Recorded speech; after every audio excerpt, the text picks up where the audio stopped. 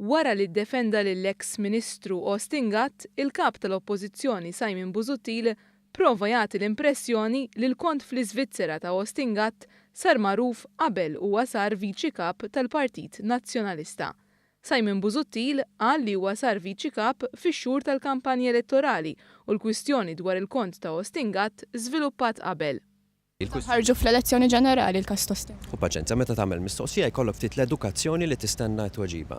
Ta' Austin Gatt kienet ħarġet qabel xi ħadd ieħor? Iżda Simon Busuttil sar viċi kap ferm qabel faqqat l-istorja ta' Austin Gatt.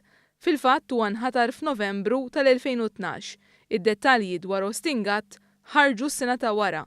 Fil-fatt kien fl-14 ta' frar 2013 li Austin Gatt kellu jammetti illi kellu kont bankarju fl-Iżvizzera. Tgħidilna jekk inti għandek jew tikkontrollax kontijiet bankari kemm fl-Iżvizzera jew f'xi pajjiż jew pajjiżi oħra li joffru tax havens kemm f'ismek jew f'isem nominee companies li jirrappreżentaw lilek personalment jew kumpaniji li fihom inti shareholder?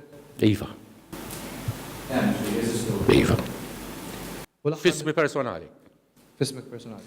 Tista' ovvjament biex tgħidilna. Ma naħsibx li waffarik biex tara. Fl-aħħar jiem irriżulta li anke l-eks Ministri Nazzjonalisti Michael Falzon u Ninu Zammit kellhom kont bankarju fl-Iżvizzera.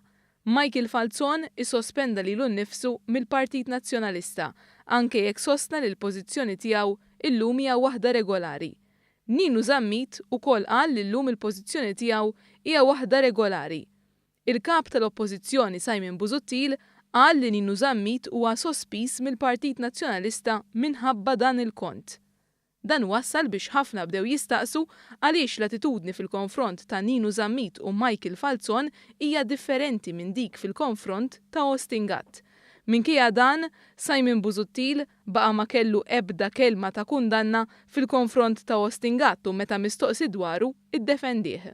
Mela jiena xogħli ju jekk tinqala xi ħaġa llum bħala kap tal-partit nindirizza. Mhuwiex xogħli li noqgħod nidħol fil-passat la tal-partit tiegħi